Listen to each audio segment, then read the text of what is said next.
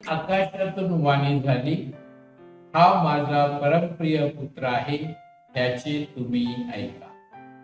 ख्रिस्ता ठाई माझ्या प्रिय बंधूंनो, आज आपण प्राचीन काळातील दुसरा रविवार साजरा करत आहोत आणि आजची वाचन आपल्याला परिवर्तनाविषयी संबोधून सांगत आहे.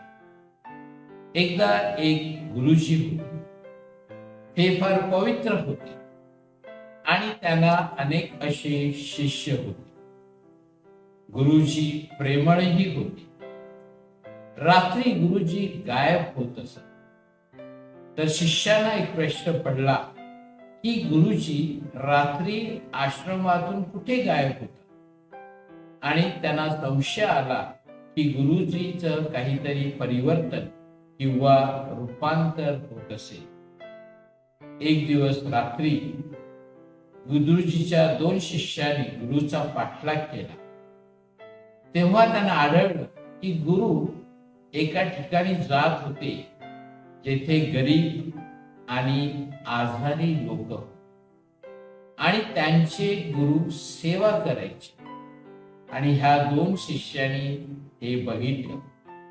जेव्हा हे 2 शिष्य आश्रम मध्ये परत आले, इतर शिष्यांनी ह्या दोघांना विचारलं की गुरुजीचं नक्की काय होतं, त्यांचं रूपांतर होतं का? तेव्हा या 2 शिष्याने सांगितलं की होय, गुरुचं परिवर्तन होतं, गुरुचे रूपांतर फार महान होते आणि ते आपली सेवा इतरांना देतात.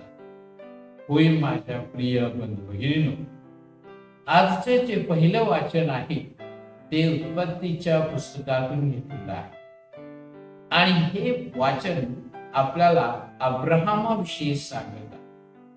अब्राहम हा देवाचा निवडलेला होता. अब्राहमाला जीवनामध्ये अनेक गोष्टीला सामोरे जावं लागलं. त्याचा विश्वास मजबूत होता, तरी देवाने त्याच्या विश्वासाची अनेक वेळेला परीक्षा घेतली. आणि आजच्या वाचनात आपण ऐकतो की अब्राहम हा यशस्वी झाला. देवाने त्याला त्याच्या एकुलत्या पुत्राचा बळी द्यायला सांगितला. अब्राहम मागे हटला नाही, तर तो पुत्राला बळी देण्यासाठी डोंगरावर घेऊन गेला आणि तो परीक्षेत पास झाला.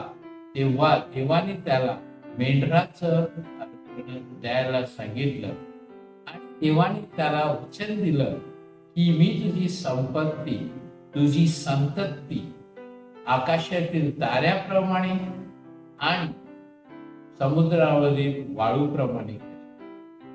आजचे जे दुसरं वाचन आहे जे संत पौलाने फिलिप्पीकरास लिहिलेल्या पत्रातून घेतलेलं आहे.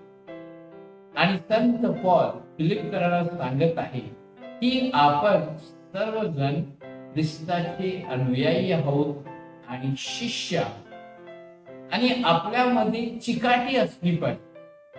संत पौल त्यांना सांगत आहे, तुम्ही माझं अनुकरण करा आणि ख्रिस्ताचं अनुकरण करा.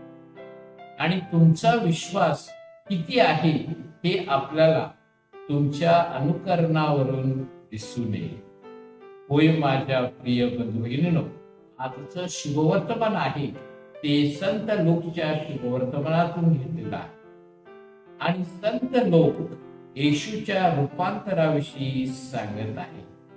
येशू आपल्या 3 जवळच्या शिष्यांना योहान, पेत्रस आणि याकोब यांना घेऊन डोंगरावर गेला. तेथे येशूचे रूपांतर झाले. येशूचे ते रूप बघून ते भ्याले आणि त्यांनी येशूला प्रश्न केला की आम्ही इकडे तुमच्यासाठी तंबू उभारू का? एक एलियासाठी, एक मोसेससाठी आणि एक तुमच्यासाठी. आणि असे त्यांनी जेव्हा प्रश्न विचारला तेव्हा येशू म्हणाला, आपल्याला अजून यरुशलेम मध्ये जावयाचे आहे. तिकडे मला दुःख भोगायला सामोरे जावं लागणार आहे. येशूचं खरं रूप गौरव ह्या 2-3 शिष्याने बघितला. होय माझ्या प्रिय बंधू भगिनींनो, उपवास काळ हा परिवर्तनाचा काळ. येशूचे परिवर्तन झाले, येशूचे रूपांतर झाले.